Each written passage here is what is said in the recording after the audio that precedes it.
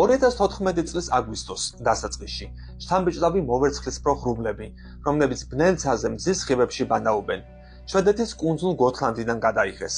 ყინულოვანი ღრუბლები კოსმოსის საზღვართან არის, დედამიწის ზედაპირიდან 80 კილომეტრის სიმაღლეზე. ისინი მზის სინათლეს ირეკლავს. თვითონ მზე კი ჰორიზონტს იქეთ არის მიმარული. NASA-ს კოსმოსური აპარატი AIM-ი, იგივე ყინულის აერონომია მეზოსფეროში, მოვერცხლისფრო ღრუბლების ფოტოებს ყოველდღიურად გადმოსცემს. რა შემოიჭრა საქართველოსში 2014 წლის ამ პერიოდში? 2014 წლის 23 ივლისს საქართველოსში მეტეორი მაშინ შემოიჭრა, როცა მზე უკვე ჰორიზონტს დაბლა იყო ჩასული. ამიტომ წაგრძელებული ფორმის კვალი მოვერცხლისფრო ღრუბლის სახით მანაც წარმოქმნა. სამწუხაროდ ეს ფოტო დაბალი გარშევადობის კამერით არის გადაღებული.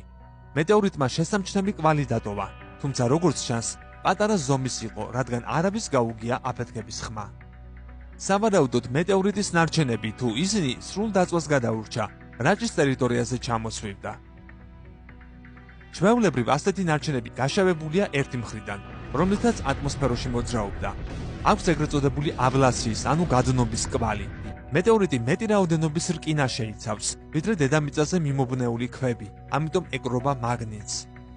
დედამიწისეული ქვები კი მაგნიტზე არ რეაგირებენ, რადგან პლანეტის ჩამოყალიბების ადრეულ ეტაპებზე, როცა დედამიწა გამძნარი მაგმის სფეროს წარმოადგენდა, ანუ იყო თხევადი, შედარებით მძიმე რკინა ბირთვისკენ ჩაიძირა. მეტეორიტის ნარჩენების ზევნა მეტალო დეტექტორითაც არის შესაძლებელი. ჩელიაბინსკის ცნობილ მეტეორზეც უნდა ვილაპარაკო აუცილებლად. რა დაეცათ რუსებს თავზე? მეტეორი, რომელიც 2013 წელს რუსეთში, ქალაქ ჩელიაბინსკის ცაში აფეთქდა, შეიძლება გარკვეულწილად ჩართული ყოფილიყო იმ გიგანტურ შეჯახებაში, რომელმაც თავის დროზე მთვარე წარმოქმნა. მეცნიერთა შეფასებით, მეტეორიტის მასა 10 ტონა შეადგენდა და დედამიწის ატმოსფეროში შემოიჭრა მინიმუმ 54,000 კმ/სთ სიჩქარით. NASA-ს მონაცემებით სხეულის ზომა 17 მეტრს შეადგენდა, ხოლო გამოთავისუფლებულმა ენერგიის საერთო რაოდენობამ დაახლოებით 30-ჯერ გადააჭარბა ჰიროსიმაში ჩამოვარდნილი ატომური ბომბის სიმძლავრეს. ობიექტი ჰაერში აფეთქდა, დედამიწის ზედაპირიდან 15-25 კილომეტრის მანძილზე. წარმოქმნილი დარტყმითი ტალღის შედეგად დაახლოებით 1500 ადამიანი დაშავდა. ქალაქის შენობებზე ჩაიმსხვრა მინები, სხვაплი არ მოჰყოლია.